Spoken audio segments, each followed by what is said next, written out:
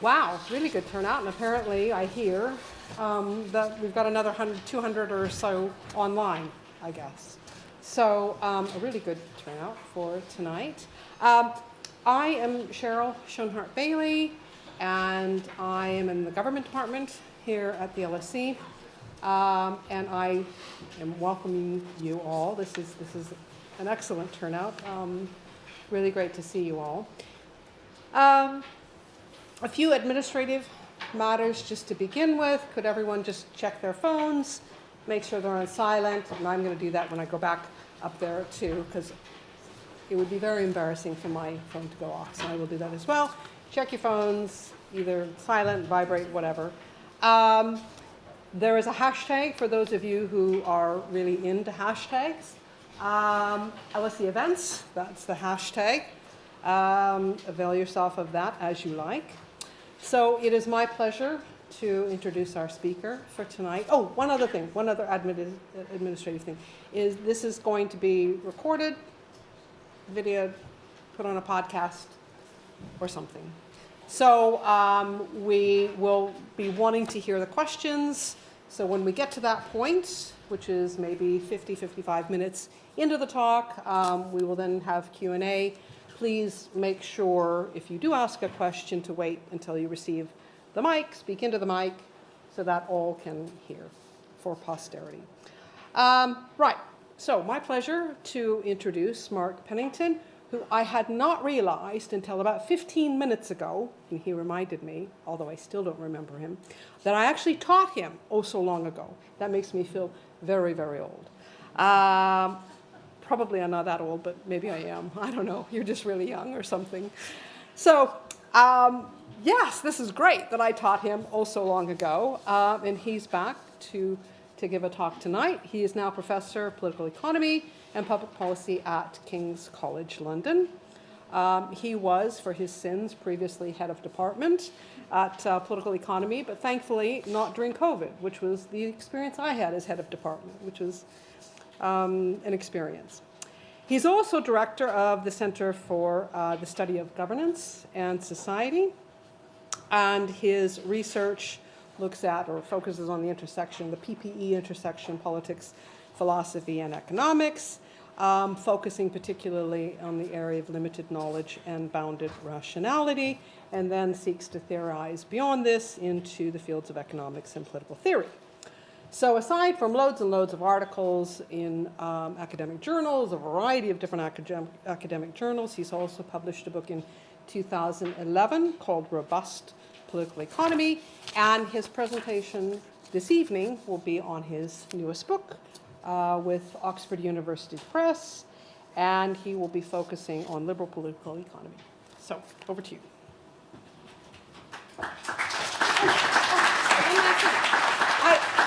I apologize. I will get in trouble with the sponsors if I don't mention this. Okay, so this is hosted by the HIAC program in economics and liberal political economy. Okay.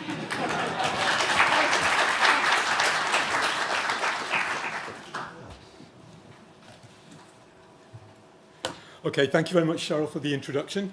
I should say to you all that I'm feeling really quite nervous this evening. There's two reasons for that. One is because I did my PhD at the LSE, and whenever you come back to the place that you did your studies, you just feel really quite nervous. But the second reason is that this is the first time in a 25-year academic career that I've given a PowerPoint presentation. There are some students in the audience I know. They know that I don't use PowerPoint. I just tend to speak.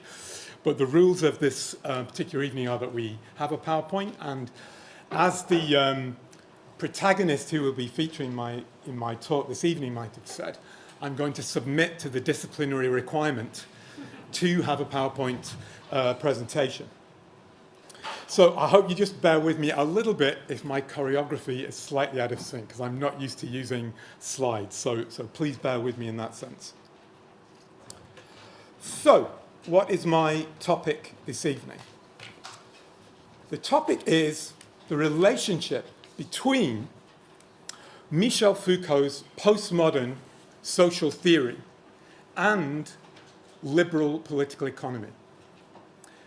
what are the implications of Michel Foucault's postmodern social and political theory for liberal political economy?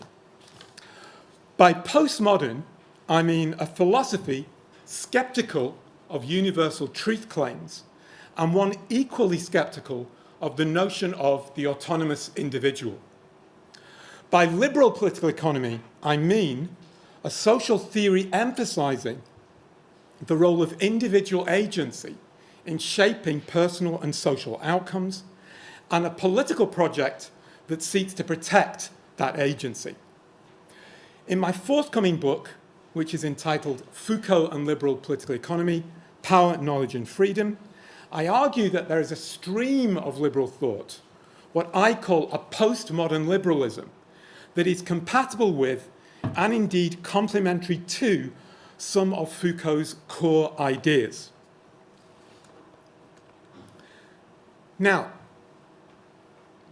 there has been a good deal of controversy over Foucault's own political views in recent times. On the one hand, in 2020, he was going to become our shortest serving Prime Minister, Elizabeth Truss, gave a speech which blamed Foucault for the excesses of what she described as an extreme left identitarian politics, which is antithetical to the civilizational values of liberal society. Now, in academia, you may not be surprised to know that the debate has been rather different. The issue there has been the question about whether Foucault, towards the end of his life, started to turn towards a political position that was sympathetic to aspects of liberalism. And there are a number of works which have made these sorts of claims. So Daniel Zamora Mitchell-Dean and also Michael Berendt have made the argument that, though in the early to middle part of his career, Foucault saw himself as a critic of liberalism, by the end of his career, he was moving towards a position that was at least tentatively embracing some aspects of the liberal political project. This is an image of Dean and Zamora's, a book, The Last Man Takes LSD, Foucault and the End of Revolution, which makes some of these claims. Now, these kind of claims are inspired by a series of lectures that Foucault gave in the late 1970s, which were published in the early 2000s as a collection, The Birth of Biopolitics. And those lectures present what many people consider to be a surprisingly sympathetic account of, broadly speaking, what you might describe as market liberal ideas. Perhaps partly because of that, but also because of some of his later writings on the care of the self. Lois McNay, as early as 1994, argued that the late Foucault, in his emphasis on a renewed form of subjective agency, was moving towards a position which tilted in the direction of, and this is how she described it, an unregulated libertarianism. Now, I want to be clear that in my presentation and in my book, I'm not seeking to participate in this debate about what Foucault's own political views actually were. This is very dangerous territory. Okay, Foucault is quite a slippery character in some ways. He reveled in different sorts of interpretations of his own work, and he seemed to change his ideas on a very frequent basis. To give you an idea of this kind of mischievous attitude, I want to show you a quote which is from not that long before he died. So I think I have in fact been situated in most of the squares on the political checkerboard, one after another, and sometimes simultaneously, as anarchist, leftist, ostentatious or disguised Marxist, nihilist, explicit or secret anti-Marxist, technocrat in the service of Gaullism, new liberal. An American professor complained that a crypto-Marxist like me was invited to the USA, and I was denounced by the press in Eastern Europe for being an accomplice of the dissidents. None of these descriptions is important by itself. Taken together, on the other hand, they mean something, and I rather like what they mean. My project is a different one. I'm not trying to say that Foucault had one view or another. What I want to argue is that some of Foucault's core ideas are consistent with a strain of thought that I refer to as a postmodern liberalism. Now, in my view, Foucault should perhaps have endorsed this form of liberalism. And by the same token, political and economic liberals, I believe, should embrace Foucault. There are three elements to the argument in my book. I'm going to skip over all three of them very briefly, but it's the third that I'm going to be focusing on predominantly in my presentation to you this evening. The first element that I want to look at is Foucault's understanding of what he calls the subject, what other people might refer to as the individual. Now, Foucault is famously associated with pronouncing the death of the subject. By that he means that our conceptions of who and what we are do not reflect some underlying essence or truth, but are the result of historical cultural processes that produce or condition our sense of self-understanding. This is what he refers to as discourse power. Though people are constituted by this discourse power, they are not determined by it. They have the capacity to engage in acts of creative agency or resistance that can reconfigure elements of their environment and their place within it. I argue in the book that this particular view of subjectivity is highly compatible with the conception of the individual or the subject put forward by liberal thinkers such as Friedrich Hayek and Michael Oakeshott. For these liberals, people are always the products of traditions and cultural norms, not of their own making. But as for Foucault, while they are never fully autonomous, they can engage through creative acts in examples of ethical entrepreneurship that reconfigure aspects of the world around them and their place within it. Both Foucault and these postmodern liberals, I argue, share a belief in the capacity of individuals to be entrepreneurs of the self, and they are concerned with the institutional settings that facilitate this kind of agency, and with those that close it down. The second theme that I explore in the book addresses Foucault's concerns with the effect that the institutionalization of discourses that claim the mantle of science may have on our self-understanding and on the relationship between science and systems of social control. Foucault suggests that, especially in the social and human sciences, what are presented as objective or impartial concepts of scientific reason are often a form of what he calls power knowledge, where some seek to exercise power and positionality over others by imposing a particular interpretation or social construction upon them. For Foucault, alignments between such scientific power knowledge and the authority of the state can threaten creative freedom by silently locking people into fixed roles, positions, or conceptions of themselves, and by blocking their exposure to other forms of knowledge and ways of being. Now, I argue in the book that this account has many commonalities with the critique of scientism and socio-economic planning offered by political economic liberals such as Friedrich Hayek and other members of the Austrian School of Economics. And I include in that thinkers such as Ludwig Lachmann, George Shackle, and Don Lavoie. For these liberals, it's precisely the decentralized, subjective, and partial character of socio-economic knowledge that warrants a profound skepticism of scientific planning and regulation and control. In contrast to a planned economy, which imposes a unitary classificatory grid devised by statisticians and other experts, and which classifies those whose behaviours do not conform with the plan as social deviants, a broadly liberal market economy limits what Foucault would understand as the power effects of any one set of social constructions by subjecting them to competition from rival centres of authority. Moreover, what Schumpeter calls the gales of creative destruction generated within such an economy continually destabilise, if not shatter, pre-existing cultural routines, hierarchies and positionalities and ways of doing things, and thus open up new spaces for people to reinvent or recreate themselves.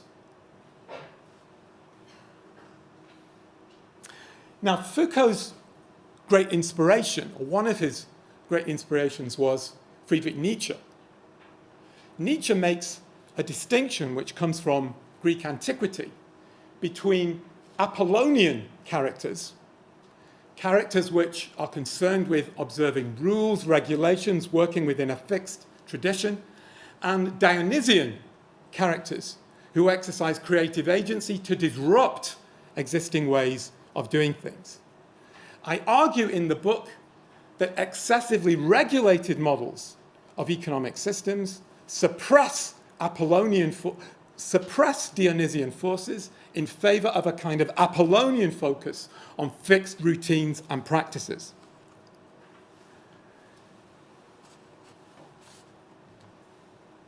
The third theme I explore in the book is Foucault's concern with how seemingly neutral concepts of human rights and justice, which claim to guarantee freedom, may tether people to constructions of themselves and their possible relationships with others in ways that limit their scope to be self-governing or self-constituting agents.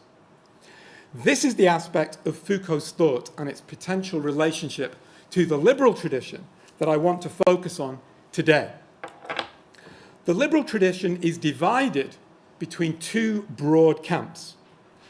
The dominant egalitarian liberal or social democratic camp sees freedom as dependent on individuals having access to resources and cultural status, with the state acting as a guarantor of various positive rights.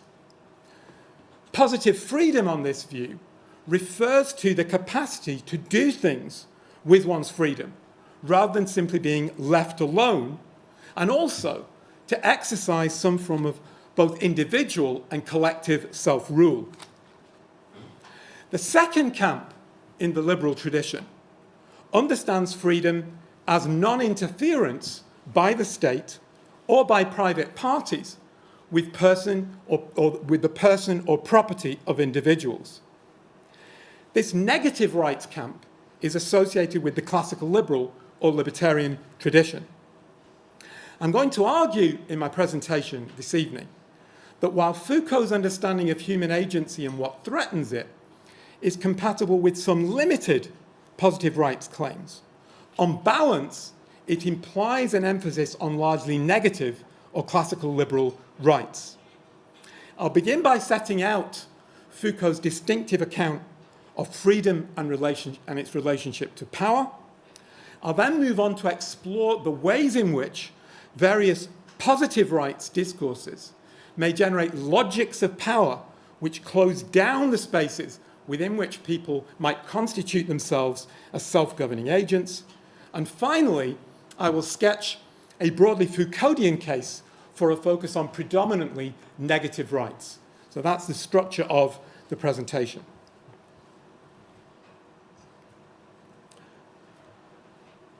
So let me start by talking about Foucault's account of freedom and its relationship to power. In Foucault's view, there can be no freedom outside of power. No freedom outside of power. Apart from some very thin parameters, in Foucault's view, there is no true or authentic self or rationality, waiting to be liberated from the effects of power. By power, he refers to two interacting forms of government.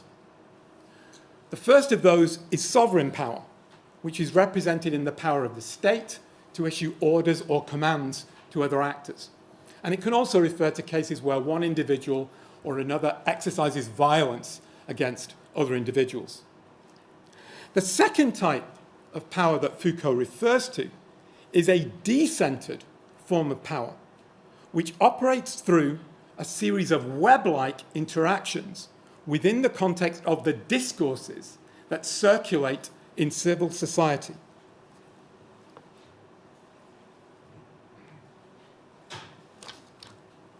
Discourses are narrative frames or interpretive grids through which people come to understand and to experience themselves and the world around them. And they affect what are considered acceptable statements and conducts. Discourses tend also to be associated with what Foucault calls specific technologies of government, through which people attempt to conduct the conduct of other individuals. These forms of government are not confined to the auspices of the state, but are also to be found in multiple decentralized sites: in the home, in the workplace, at school, in universities, prisons, hospitals, all kinds of different locations. Discourses and their associated technologies have power effects. They create positionalities, interests, relations of authority between people, and actors who have an interest in supporting them. Though they are not necessarily created for this purpose, once established, they generate incentives or strategic logics that may work to preserve the positionalities they create. Now, Foucault identifies two distinctive forms of discourse and technologies of government in contemporary societies. The first discourse he focuses on is disciplinary power and its associated discourses. This kind of discourse and the technologies associated with it targets individuals. And these discourses are associated with the identification and correction of those who deviate from certain sorts of norms. Historically, these have included the effeminate homosexual, the criminal type, the hysterical woman.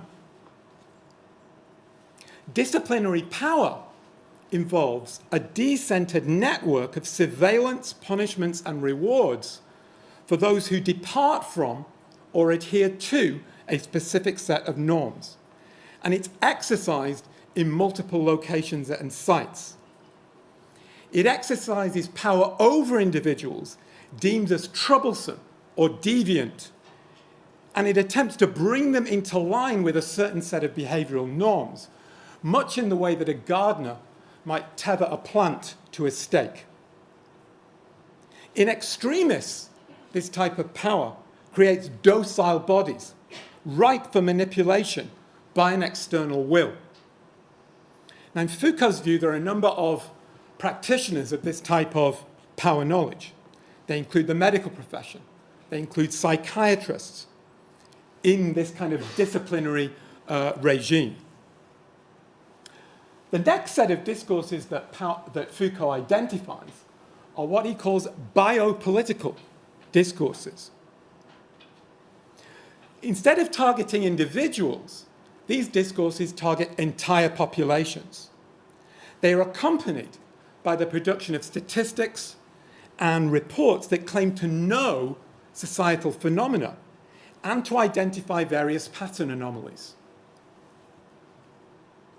These anomalies are described as imbalances or disequilibria, which require some form of correction. The aim is to bring the relevant pattern anomalies within some kind of acceptable range, and in doing so, to maximize the well-being of the population or subgroups within the population. Practitioners of this kind of power knowledge include demographers, various public and environmental health experts, economists, and multiple other social scientists. Now, these biopolitical discourses combine disciplinary mechanisms with what Foucault terms security mechanisms. These particular technologies of government work through target setting, auditing, the offer of various inducements and rewards. They include taxes and subsidies, various contracting arrangements, and various performance management indicators.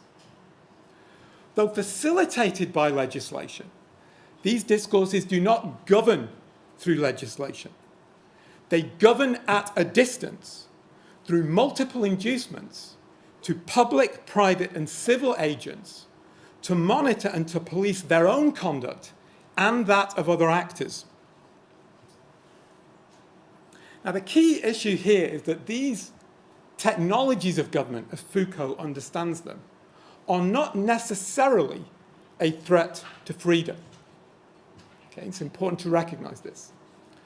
Freedom for Foucault should be understood as a form of critical practice where people engage creatively with their culture, drawing on various techniques or strategies they find within it to explore what he calls limit experiences, which challenge the disciplinary boundaries in which they're actually situated. The free subject for Foucault is one who is able to adopt disciplines and techniques to remold itself by engaging acts of resistance or self-creation, rather than being entirely the product of an external hand. It is the freedom to recombine practices and disciplinary techniques in ways that will create something new and different from what currently exists. While we can never escape from the technologies of the self that govern us, freedom is the capacity to consciously adopt certain techniques in a process of resistance, resubjectification, or self-creation, what Foucault calls the care of the self. These techniques could inform new forms of employment. They could include taking up a religious discipline or set of practices. They could involve a sporting discipline or some kind of new sexual technique or practice. Crucially, these kind of processes should not be confused with the discovery of an underlying truth about oneself, but instead they should be seen as part of an open-ended art of living. It's precisely those discourses that see us as having an underlying truth that risk constraining us in contingently structured categories. As Foucault puts it, the task nowadays is not to accept who we are, but to refuse who we are. Neither, in Foucault's view, should freedom be equated with equality. Unequal power relations are not themselves, for Foucault, a threat to freedom, and they should not be confused with states of slavery or domination. For Foucault, it's precisely by devising resistant strategies that challenge various asymmetries that freedom is exercised. If we think of an economic analogue in this particular case, think of new entrant firms who are trying to figure out a way of breaking into a new industry. They face inequalities, but it's precisely in challenging those inequalities that their freedom is exercised. Inevitably, as this process unfolds, new inequalities will be created, and they too will attract agents who attempt to attack them or to undermine them in a constant process of tussle between equilibrating and disequilibrating forces. Domination or free or unfreedom, by contrast for Foucault, arises when any one discourse or set of discourses aligns with sovereign state power, and when governmental technologies at multiple levels unite or crystallize to mold people in accordance with a particular goal or telos, through a kind of cultural monopoly that tethers people to fixed conceptions of themselves and that blocks the emergence of alternatives. These are what Foucault refers to as strategic codifications or dispositifs. Examples include theocratic regimes, Leninist vanguard parties, and states that institutionalize claims to represent the true voice of the proletariat, as well as state-enforced networks of appointed experts and organized science. What these codifications share is that they close the space for people to adopt their own techniques of self-government or self-constitution. Now, because there is no authentic self, and because we can never escape from the attempt by others to shape and to manipulate us, in Foucault's view, attention should focus not on eradicating power, but to arrangements and practices that keep open the space for actors to constitute themselves in the face of power.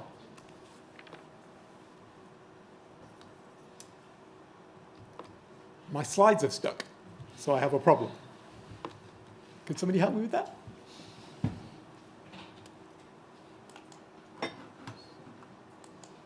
Ah, excellent. Okay, so this is Foucault's view on the inevitability of power. I don't believe there can be a society without relations of power.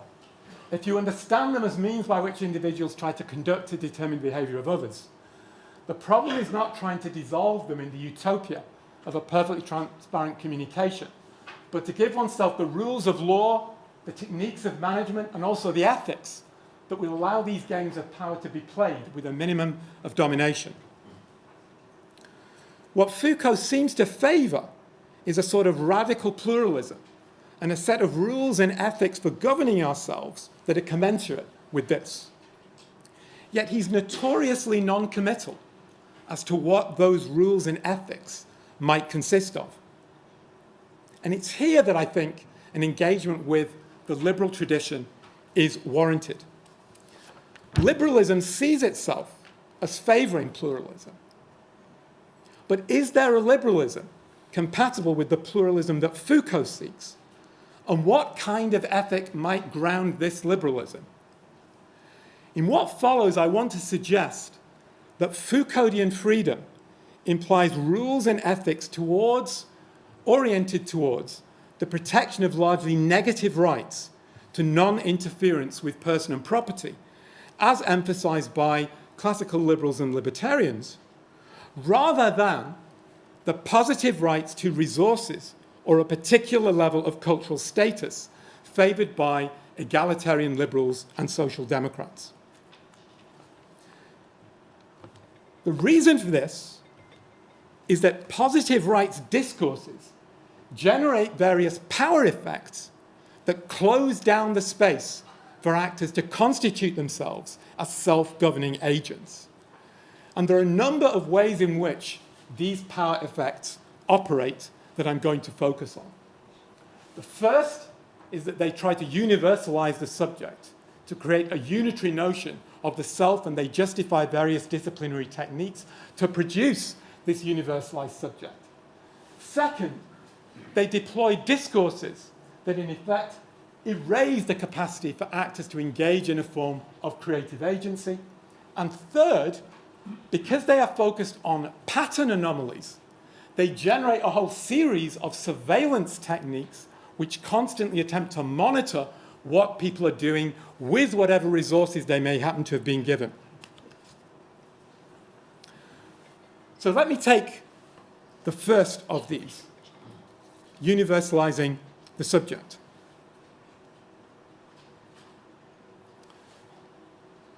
The problem that a Foucauldian, I think, would have with many positive rights discourses is that they attempt to specify an idealized human nature and then to discipline actors according to this particular notion of an ideal human nature.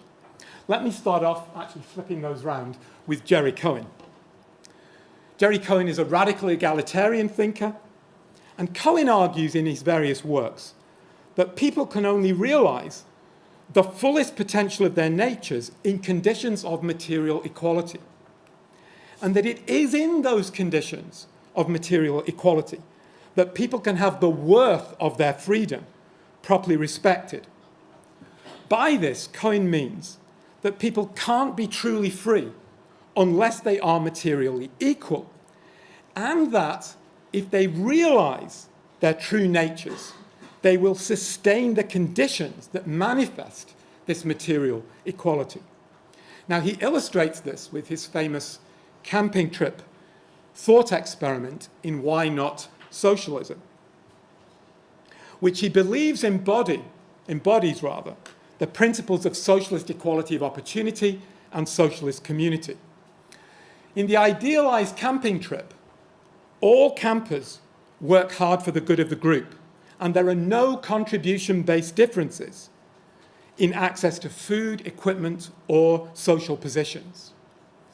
In Cohen's view, the impartiality of these principles is reflected in the fact that even members of capitalist societies can see that if people participating in the camping trip started behaving in a competitive spirit, for example, by charging other campers for the use of some of their equipment, the entire experience of being involved in the camping trip would be ruined.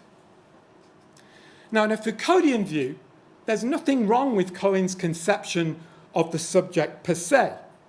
And indeed, you could say that participating in various examples of camping trip socialism could represent a Foucauldian practice of freedom, which seeks to resist the power effects of commercial capitalism on subjects' identities.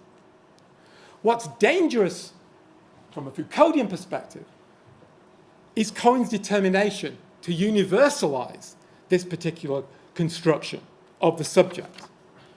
On a Foucauldian view, there is no more reason to universalize camping trip ethics than there is to universalize the practices found in, say, a community of boxers or martial artists.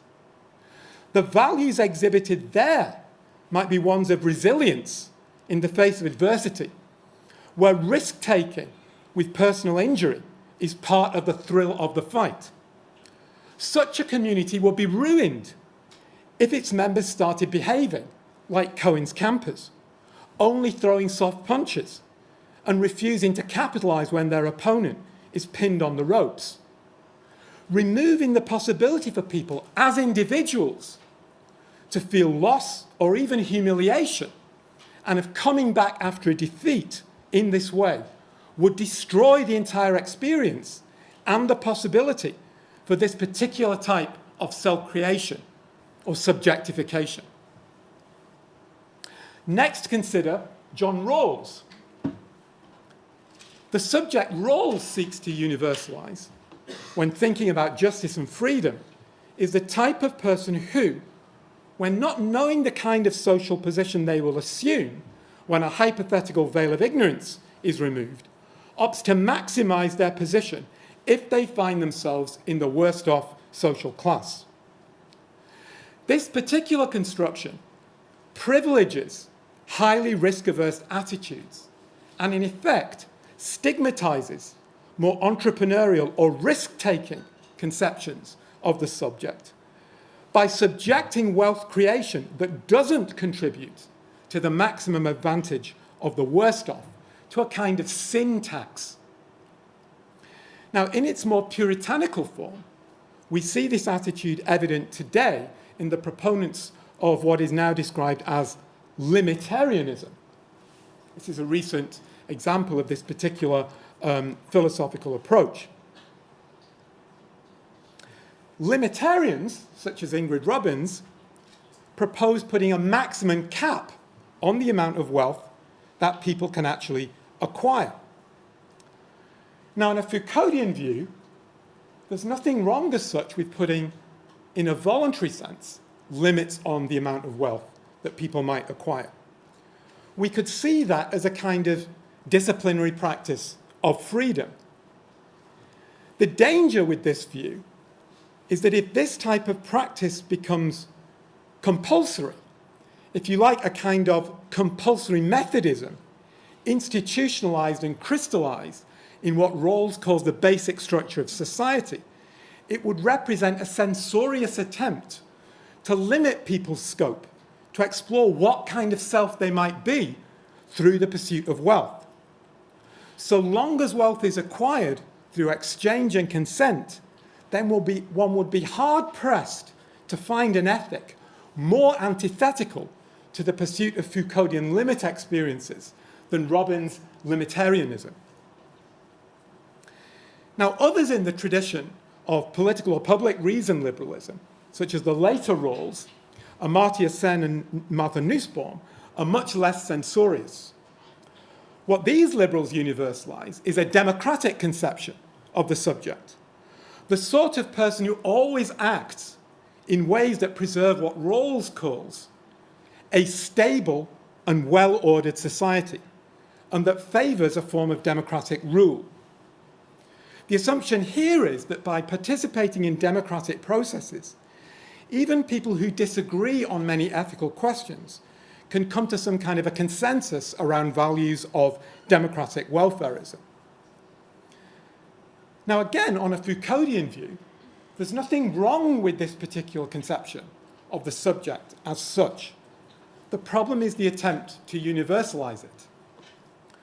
What this particular focus on a stable and well-ordered society does is to rule out, if you like, or to marginalize subjects who are disputatious, who don't want to go along with the status quo, who want to be disputatious, who want to engage in, if you like, a form of ethical creative destruction, rather than participating in a routinized, stabilized, and well-ordered society. Likewise, the democratic conception of the subject privileges those practices of freedom which are associated with participation in democratic or public fora. It marginalizes those subjects who prefer to craft their selfhood and develop a sense of self-creation or self-government by leading largely private lives, by withdrawing from the public or democratic gaze as far as may be possible.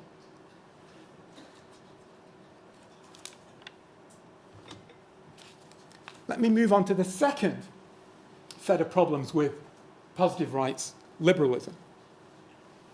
These follow from the social construction of economic and cultural resources that many positive rights liberals work with. Many egalitarians, following Jerry Cohen, view wealth as a ticket which gives those who possess more tickets the ability to do things that they otherwise wouldn't be able to. On this view, the freedom of those with fewer tickets requires that they are given more tickets. Similarly, in the case of cultural resources, theorists such as Sen and Nussbaum see the capacities that people have as largely dependent on the actions of external givers. The freedom of women, for example, in non-Western societies is seen to be compromised by traditional values that maintain that it is natural for women to be confined to domestic roles. With their capacities for freedom in challenging these constructions dependent on their being given the necessary capacities through international aid programs and various state-sponsored education programs.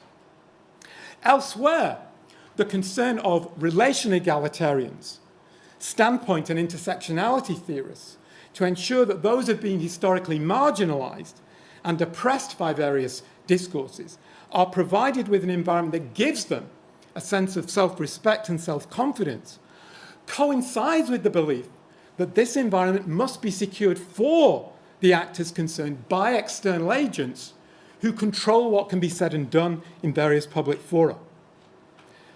Now, in a Foucauldian view, the danger with all such constructions is that if they become institutionalized in a society, they may produce the objects of which they speak.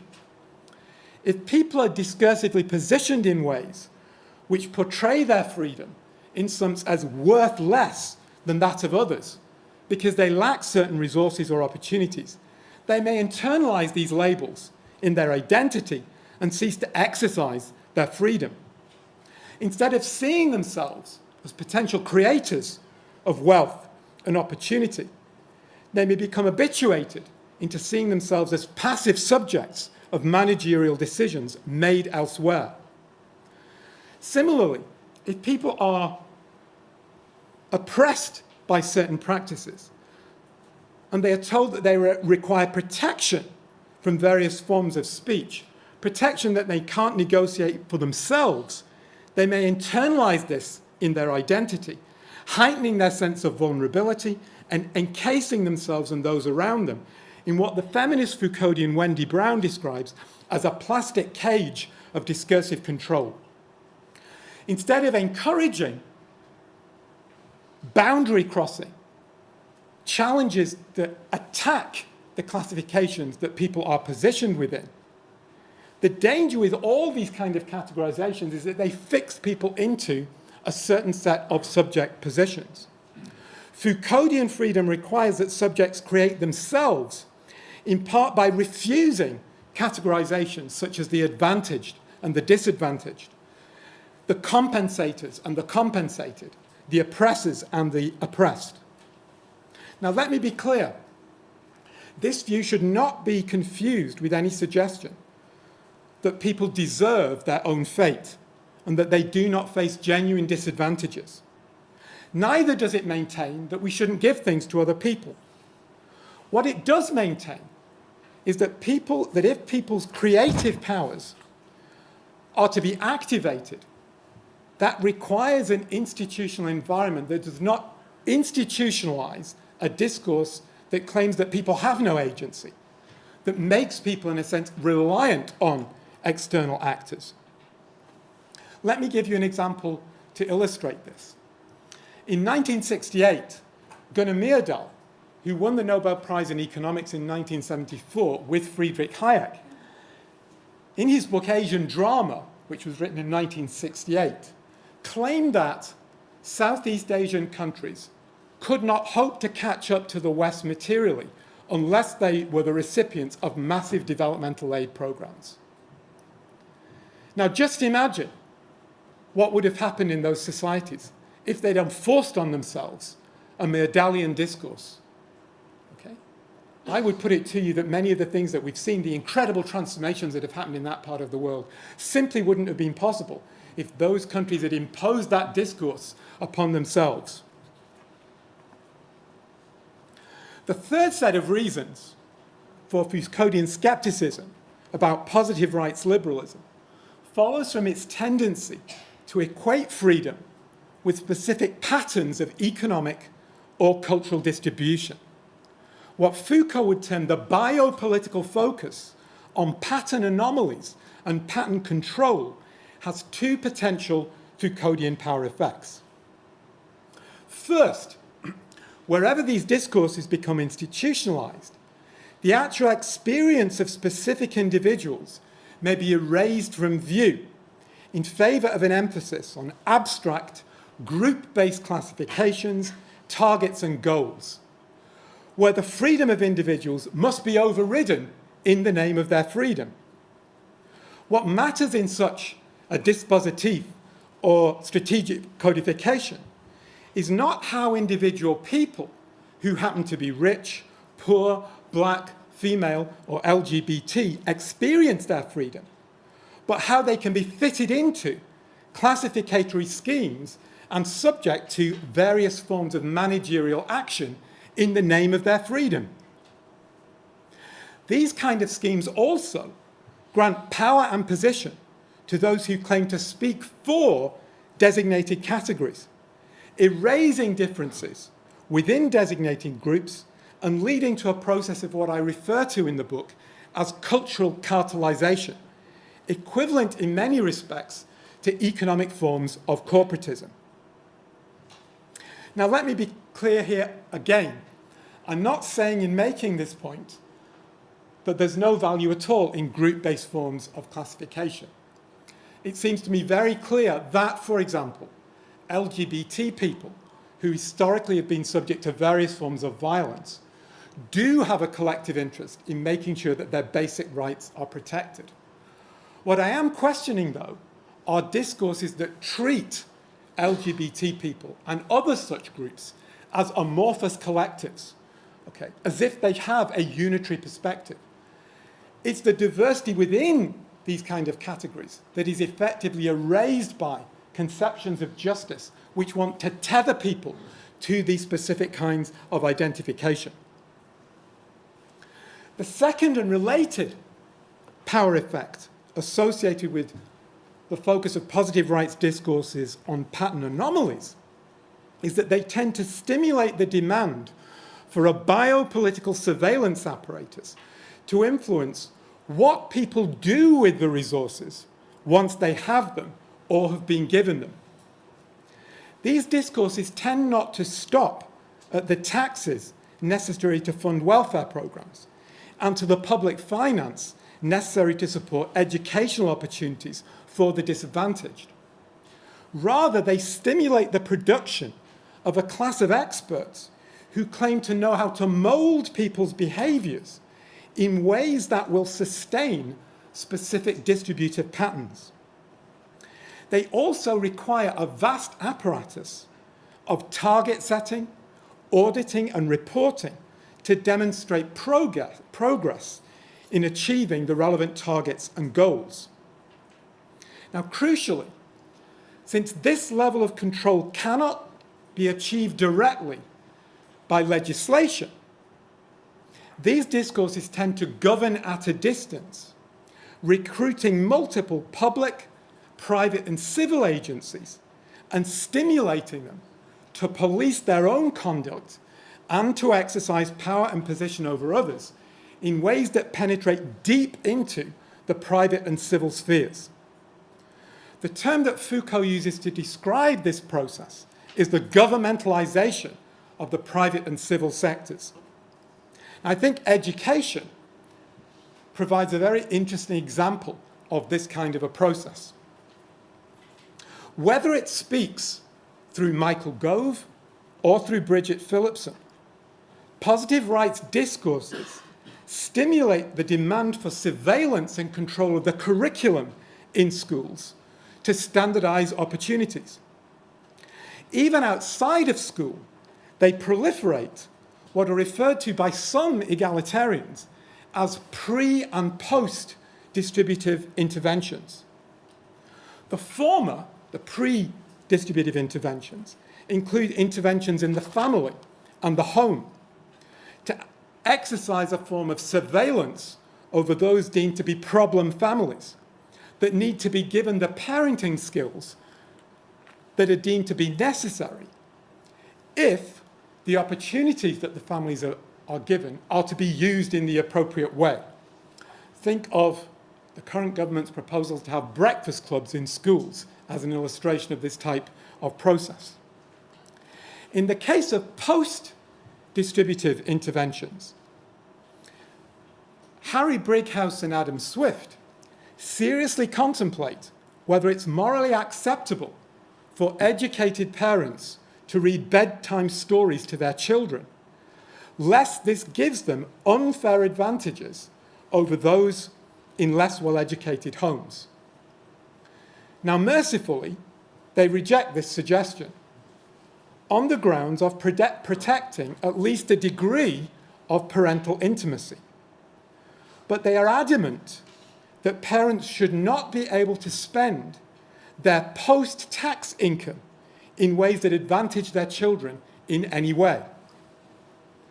Now, unless people simply acquiesce with these kinds of moral strictures, they imply the need for a network of surveillance and monitoring from neighbours, teachers, local officials, to make sure that deviant parents don't smuggle computers or private tutors into their homes, or that they don't buy books deemed appropriate for bedtime reading.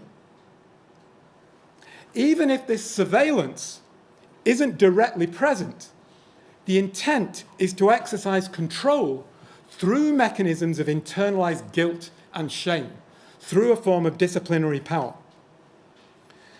In all these cases, the scope for people to constitute themselves by choosing their own disciplines and rules of governance is closed down by logics of power that encase them in a thicket of normative pressure, much like that exercised over individuals by the medieval church.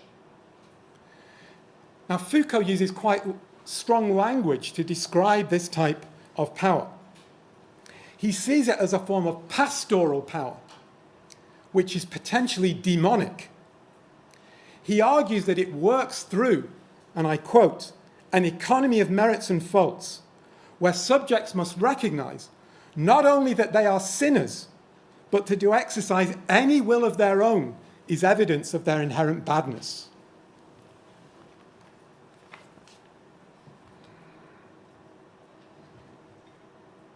I want to move on in my concluding section to think about what a Foucauldian case might be for what I would call a negative rights liberalism. So I've given you several reasons why I think, from a Foucauldian perspective, which is focused on freedom as self-creation, we might be wary of positive rights liberalism. So why might institutions, rules, and ethics which emphasize non-interference with person and property be more amenable to this Foucauldian freedom? I want to be clear. The case for such institutions is not that they will protect people from all forms of power or interference, or any suggestion that they are, in some sense, neutral or power-free institutions. In a society that protects negative rights, there will be numerous inequalities and decentralized forms of pressure in the economy and in civil society to mold people in this direction or that. What matters is that these pressures are pluralistic, that they cut across people in different ways, leaving people with greater room, either on their own or working in concert with others, to exploit the gaps and to remold or refashion themselves in creative ways. What counts is that people have the space to develop their own resistance strategies against various asymmetries, and that this may be less dangerous to freedom than a totalizing regime of cultural and economic safetyism or equalization, which purports to offer protection from those asymmetries. By contrast, positive rights regimes proliferate the spread of surveillance mechanisms across the state, the private sector, and civil society. And by trying to align these decentralized mechanisms with state power to mold people to maintain a favored pattern, they close down the space for self-government. The attempt to equalize people also leads to their being permanently governed by a class of experts that refuses to let go until those it supervises can be trusted to use their freedom in what is deemed to be the right or appropriate way, and that also produces subjects who demand to be supervised. There are many parallels here between this type of view and the sort of power that was exercised historically by colonial regimes over the people they colonized, where the colonizers would not let go of, if you like, the missionary power they were exercising over the colonized until the colonizers decided that those people had been given the capacities to enable them to be free. Now, I want to emphasize that I think a Foucauldian account can be made in favor of some limited positive rights claims. I think one can make a Foucauldian argument for something like a basic income guarantee, for example, as part of a framework that gives people to defend their person and property from the violence that might be exercised against them by others. People must have the means to defend their private spaces if they are to use those spaces as a springboard from which to resist some of the pressures in the world arising from those around them. I think this is particularly important for groups that have historically been subject to various forms of violent oppression. I think there's also a case for some kind of minimum income guarantee to protect the poorest in society from demeaning forms of surveillance that are often carried out through various forms of means testing of benefits, for example. What I think such a regime would refuse, however, is the constant attempt by the state and its satellites to grade and to rank different people and different states of the world so as to perform a process of equalization. I think we could characterize the type of regime I'm describing here as a loose morals regime. By that I mean a regime that allows more space for those it governs to develop their own ethics. Now, Foucault hints at something like this when he looks to the ancient Greeks for inspiration. Not because he wishes to go back to their specific practices, but as an inspiration for an alternative type of morality. This is a quote from one of his final works. The few great common laws of the city, religion, nature remain present, but it was as if they traced a very wide circle in the distance, inside of which practical thought had to define what could rightfully be done.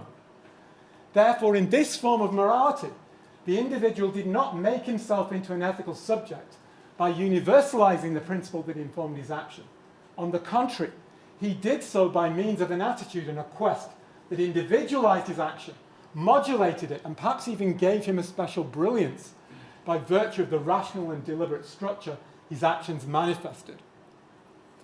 Now, I believe this type of a conception of a regime of, if you like, loose morals is very similar to the kind of moral framework put forward by two of these postmodern liberal thinkers that I identify in my book, Friedrich Hayek and Michael Oakeshott. Hayek talks about a free society being essentially a purposeless catallaxy. It has no overarching moral purpose other than to maintain the rights, the basic negative rights, which allow a kind of kaleidoscope of different possibilities to unfold, or in Foucauldian terms, for new subjectivities to be constantly created and recreated through a kind of process of ethical creative destruction. Michael Oakeshott, I think, has another very similar kind of conception, which is compatible with this loose morals Foucauldian regime. This is Oakeshott from On Human Conduct. Civil freedom is not choice to be and remain associated in terms of a common purpose. It is neither more nor less than the absence of such a purpose or choice. I think there are also many similarities between the Foucauldian loose morals regime and the type of framework set out in the final part of Robert Nozick's book, Anarchy, State and Utopia. In that part of Nozick's book, he sets out the vision of a meta-utopia, which closely mirrors what I think Foucault would call a pluralism of rationalities. It doesn't seek to favor any one particular moral framework, but to talk about a set of rights which allow for the coexistence of multiple moral frameworks. A society where there is a wide and diverse range of communities, which people can enter if they are admitted, leave if they wish, to shape according to their wishes. A society in which utopian experimentation can be tried, different styles of life can be lived, and alternative conceptions of the good can be individually or jointly pursued. If we put this in Foucauldian terms, this is a society where no single discourse rules, where there is competition between discourses and technologies of government, which crisscross people in different directions, a competition which both produces a kaleidoscope of subjectivities and one which exposes those subjectivities to alternative possibilities through which they might mold or recreate themselves. Personally, I find this an inspiring vision. If anything like it is to be realized in a way that is faithful to Foucault's spirit, then this vision will never come about through the attempt to impose it from on high. Rather, it will come about from the actions of multiple entrepreneurs and civil associations who are able to run faster than those that seek to pursue and to discipline them. I don't know whether Foucault would have endorsed this vision, but I hope this evening to have given you some reasons to understand why it may be consistent with his philosophical and political concerns. Thank you very much.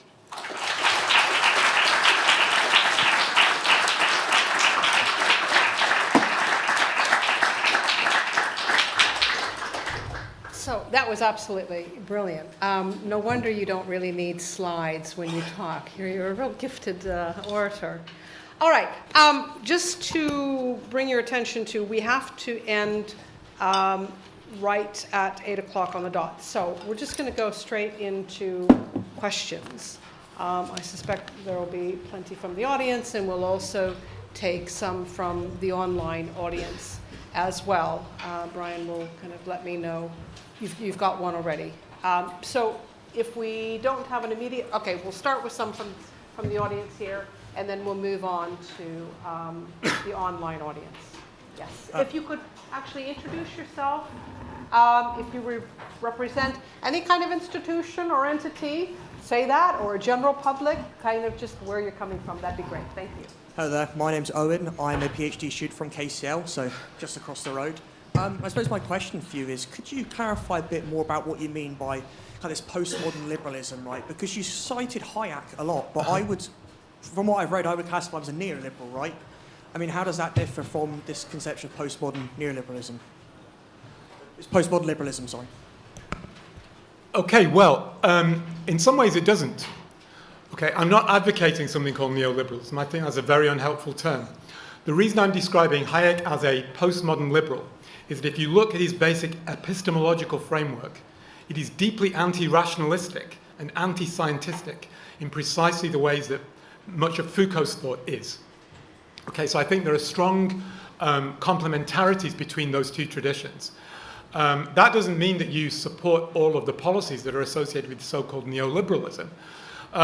What I've tried to offer is a kind of creative synthesis between these thinkers so that something new or different actually comes from that interchange. Any other from the audience? If not, I'll take one online. Brian, do you want to? All right, we have an online question from Daniel Guizzo from University of Bristol. Thank you, Mark, for the fantastic talk. My question is about normalizing and surveilling forms of self-governance and power that emerge outside the state. For instance, in social media, that normalizes aesthetics, behaviors, preferences, and economic aspirations. How would you see those? Would a negative rights approach still be applicable? Thank you very much, Danielle. That is a very difficult question. My gut instinct is to say that a negative rights regime offers the best hope for limiting those kinds of disciplinary power. But it's quite a weak claim I would want to make, because there's no doubt that the kind of systems of surveillance that can operate through social media platforms are of a kind that, in many ways, we haven't seen before. Now, there are some of those forms of surveillance which I'm not worried about. So when Amazon tracks the purchases that you make, what it's trying to do basically is make it easier for you to fulfill your own preferences. It's not trying to reshape you in a different kind of direction, to discipline you in that sense. I think when we turn to social media platforms, and crucially their alliance with governments, then we have very serious concerns about the exercise of a kind of surveillance society and disciplinary power. And I don't have any clear-cut answers to that. In this field, there is no doubt that social media is subject to what economists would consider to be network effects that may limit the amount of competition that you can get between different sorts of platforms. But on balance, my view would be that the biggest threat would arise in situations where, and we've seen it in the last few years, where the social media platforms are aligned with those who claim to be regulating them. Okay, where effectively you have a kind of state-managed social media space. Because in those situations, the state can be the actor that decides to limit the speech of those who oppose it. Okay, this happened at various points during the COVID pandemic and in other sorts of situations. There's very clear evidence of alliances between social media and government. That was true during the Biden administration. It's going to be true now in a different direction with the Trump administration and Elon Musk. So these are very serious problems. and I don't have any answer to them. I think I would say that a negative rights regime offers the least bad solution, but it's not a great or perfect solution by any stretch of the imagination, because this new technology is throwing up situations that I think very few of us would have conceived of. With a hat, yes, purple hat. Just wait for the mic if you would, and remember to introduce yourself, please. So my name's Alex. I'm just a geography teacher, but I was at Uni of Birmingham. I just wanted to ask, in a society where people are increasingly socially anxious and the sort of effects of power are felt on them more and more, is that social anxiety a reaction to biopower or a sort of further reproduction of it, I guess? So thank you very much for the question. So my view is, in many ways, it's reproducing something, that people are being encouraged to feel anxious about multiple things. And it's that very sense of anxiety then empowers certain actors to police their conduct, to supervise them in various ways. I thought it was remarkable during the pandemic, the way in which people just submitted to the rules in most cases. Now, I personally don't have a strong view on whether the lockdowns or those kind of policies were the right ones. I don't think it's possible to have, given the limited information, a clear-cut view. But what was extraordinary to me was that in supposedly individualist liberal societies, people just gave up in the face of these strictures to stay at home and to pursue all of these kind of rituals. Why was that? I would say that it's because in multiple other spheres of life, people have already got used to being regulated in this way. Where you're allowed to smoke, where you're allowed to do X, Y, or Z, whether you're allowed to vape, whether you're allowed to do other sorts of things. All of these behaviors are being regulated in ways that lead people to think that they cannot make decisions without being told or supervised by some kind of elite group of experts.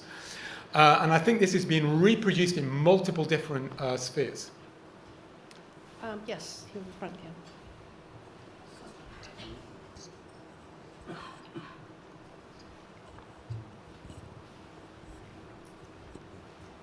Hi, I'm Phoebe.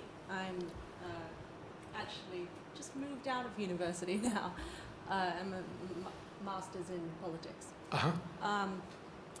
I was wondering, do you think it's possible to actually press against limitations without ending up in a different sort of category or regime? For example, you were just talking about pushing against, if you were going to move against a rights movement, you'd end up in a different opposing rights movement. Yeah. There'd be no way of truly getting that individual self. I think on Foucault's view, the key thing is to be able to continually recombine these practices.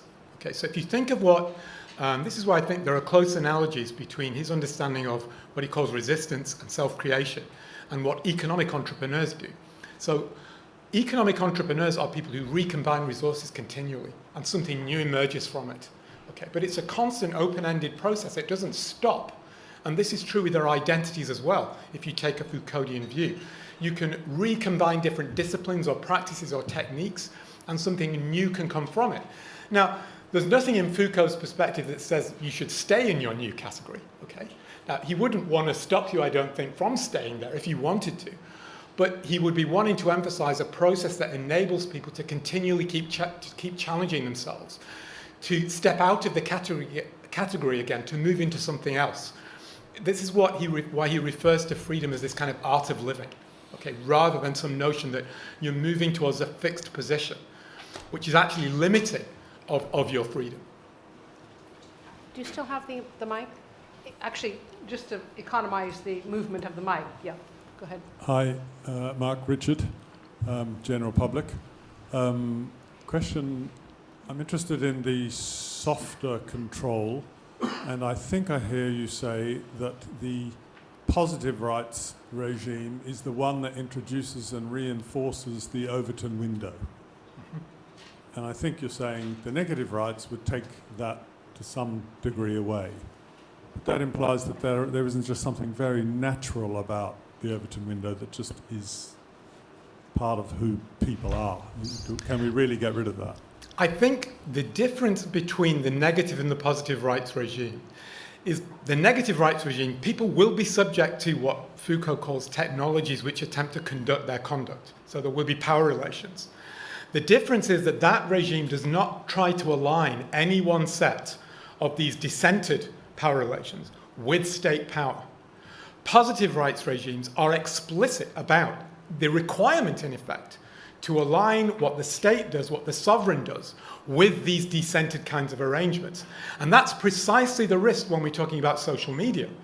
You know, that the state would be supervising the platforms to decide what is acceptable or unacceptable speech and all of the other paraphernalia that go with it. So the concern is with the alignment between the pressures that will exist in any society in this decentralized form with the more centralized controls that the state might exercise. Could I just interject something here? Yeah. Just push you a little bit on the role of social media. And you know, you posit that state control of the social media. But the problem, as we are seeing, is the state and those who are making policy do not always understand how the algorithms work, right? Yeah. So if they're seeking to exert control, how do they exert control when they simply do not understand how the algorithms may or may not be functioning as a coercive mechanism? Well, if they don't understand how the algorithms work, I think we should be thankful for small mercies. I mean, if they did know how the algorithms work, then they really would be in a position to be exercising. If they can align governmental authority with these kind of more decentralized mechanisms, a kind of control that I think would be quite frightening. So if they don't understand the algorithms, or if you have people who are constantly coming up with new algorithms which kind of disrupt the existing practice, I think that's something that might actually ameliorate some of the kind of worries that I have. Yes, in the black shirt, yes.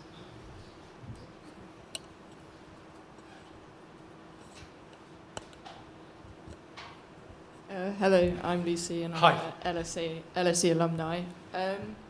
My question is kind of on AI as becoming a more like dominant power in society, and it's definitely going to present us with what the future might entail, and with its potential to kind of go beyond one's cognitive abilities. Do you think this is an extension or a limitation of one's positive and or negative freedom, and what Foucault might think of this development? Great question. So I think you could read that in two different ways. So you could see some of these new technologies as potentially something that can help people, if they get access to the technology, to resist some of the attempts by others to control them. The flip side is obviously what we've just been talking about, whether some of these systems can be controlled by particular actors, they can be monopolized in particular ways through alliances, say, between corporations and states, in ways that will close down that space. So I think it's an open book. And a lot of the decisions around regulation in this space, I think, are really, really challenging. So on one side of this, you could think of, and this is the way, ideally, I would like to think of AI, it's a disruptive new technology which challenges the categories that within. So Foucault, famously has a famous essay called "What is an Author?" Well, a lot of academics are thinking about that now in the face of some of these AI techniques. So old hierarchies, conceptions of what an author is even are being destabilized by this technological creative destruction. So you could see that as quite liberating in some ways. It's unstable, destabilizing the hierarchies. But on the other hand, the danger is if this very technology can be used to control by alliances between states and corporations, it could obviously close down or reinforce certain kinds of hierarchies. And that's something I think that we are just having to grapple with anew at the moment. Yes, in the brown.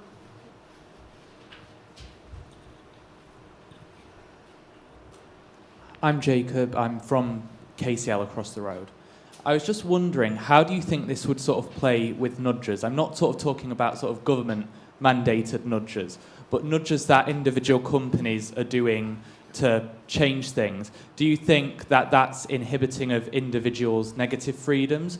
And if so, is there a role for the state there? Or would the state intervening there conflict with other people's negative freedoms? Like, what would you say there?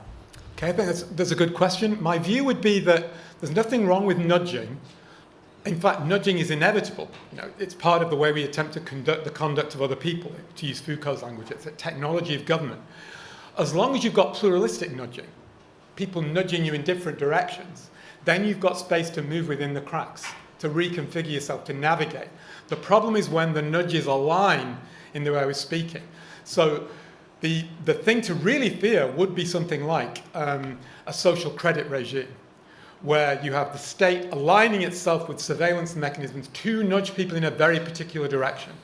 It's not a problem, though, in a society, I think, where some people are nudging you to be slim, to go to the gym every 5 minutes, and other people are nudging you to eat chocolate or do X, Y, or Z. There you've got the discourses or the nudges cutting across you in different ways. But if they aligned, then that's something that we really need to be worried about. So the gentleman in the back and then in the grey shirt. Yeah, those two. I'm studying economics in a master's degree. My question is, don't you see that there's a danger that there's a company that's very powerful, that's even if it's not aligned with the state, is so powerful that it has some control or power over the people? I didn't quite hear the first part of that. Could you say that again? If there is something that's... If there's a company, like a big tech company, for example, that has control or power over people, even if it's not aligned with the government or a state, would you see that there's a danger? I think there is a danger if there are very, very strong network effects that would lead to a kind of natural monopoly across all social media platforms, for example. That would be a very serious concern. I don't believe actually that the network effects in social media are that strong. You can have rival platforms. You know, okay, so a lot of people don't like X, but there is Blue Sky Social or whatever it's called, and various other competitor platforms. So there is a concern there. I would be concerned about it. I don't happen to believe that social media has that strong network effects, but I could be persuaded otherwise. In the grey shirt.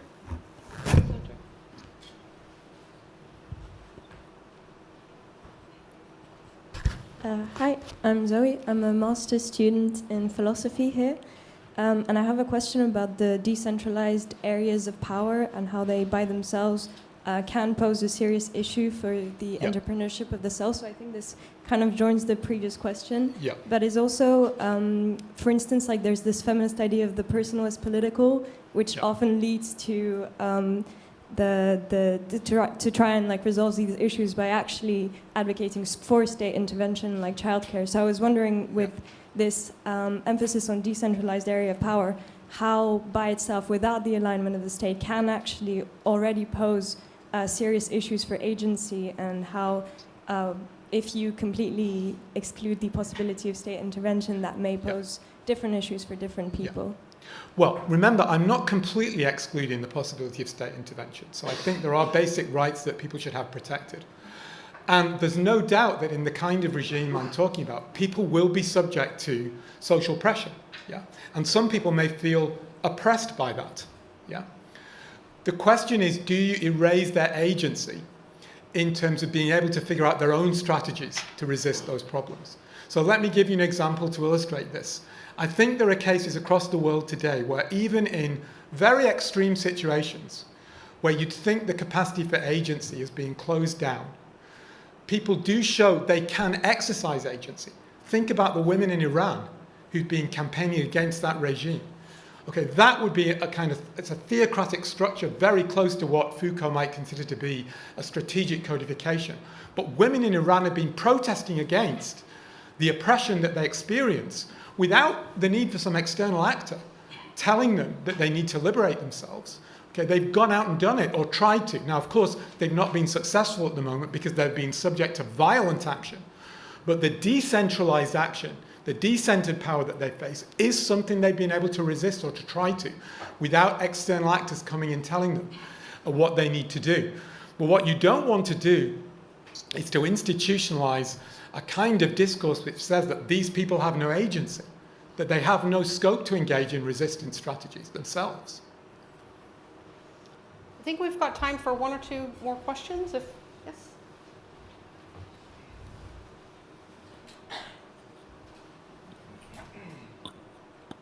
Thank you. So I'm a business person. I used to work at Google, so I'm very familiar with the AI piece. I want to unpack something that's sort of related, the idea of entrepreneurship. So you have that last quote there. Freedom emerges from entrepreneurs who can outrun would-be disciplinarians.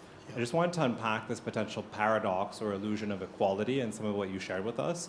Yeah. So the notion that there can even be an entrepreneur who is not, in essence, informed by power, or one has the ability to be an entrepreneur as a result of power. And if we apply this notion of maybe critical race theory, or someone referred to feminism earlier, it's kind of contradictory or paradoxical, because the idea of who has the power to even rise up, to be an entrepreneur, to be creative, is limited.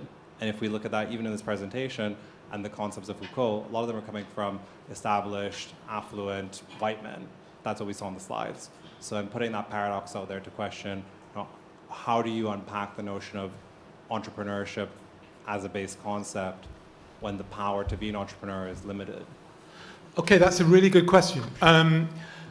So in my view, Foucault's concept of resistance, which is a basic notion of agency that he thinks people are capable of exercising, is a kind of entrepreneurial notion. Okay, so in a sense, even though he's a theorist of being anti-universal, he is saying that there is a capacity for people to have their own will to power, to resist various constructions that are put on people. Now, I wouldn't deny for a moment that in today's world, there are many people who could be entrepreneurs.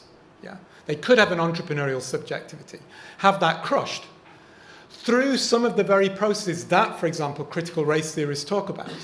So there are certain situations where forms of entrepreneurship, for example, in the United States, by African Americans, are closed down by certain kinds of regulatory discourses around the trade in drugs, for example.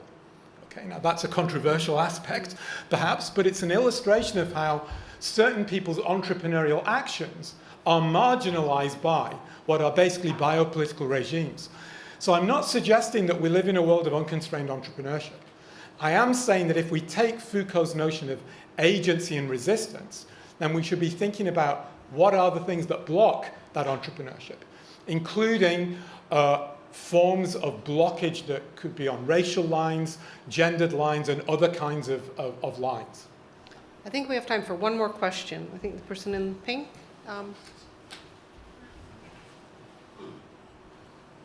Hi, Marina. Hi. Former semiotician. I have a remark and a question. One is that I find that your reading of Foucault is quite original and out of the mainstream, so it has been very refreshing. Thank you. The thing that you say about Foucault aligning with supporting more negative rights liberalisms, though it seems to me to kind of say that the Foucault theory is more kind of normative rather than descriptive, while I've always read it as more something that provides a framework to read the power system rather than saying, oh, this is how we should be doing things. And in this, I was kind of thinking that how do you see then the difference between a Foucault view of negative rights as the basis for liberalism and Carl Schmitt's views on freedom, which is also kind of towards negative rights? Gosh, I haven't thought a lot about Carl Schmitt, I must say, so I don't think I'm going to be able to answer that question. But to the first part of what you were saying, there are some people who do think that Foucault is predominantly a kind of descriptive theorist in the sense that he's explaining how power regimes operate, how they're enforced, how they're policed, rather than being a conventional normative theorist. Now, he's not a normative theorist in the tradition of analytic political philosophy, no doubt about that. But he is clearly concerned with normative questions. I mean, when I put up that quote about how he says we can never escape from power, but we should be thinking about the rules, the techniques of management, the ethics that enable people to operate in a world of minimum domination, that's a normative statement. Now, what he doesn't do very much, and I'm obviously filling in the pieces in a very particular way, is tell us what those techniques or rules, institutions should actually be. And you know, one of the things I've tried to do in my work, or what I'm trying to do, is give a liberal interpretation, a particular type of liberal interpretation of how we could address some of the kind of issues that he's concerned with. Okay, I think we've reached the end of our session. If you would join me in thanking Mark Pennington very much.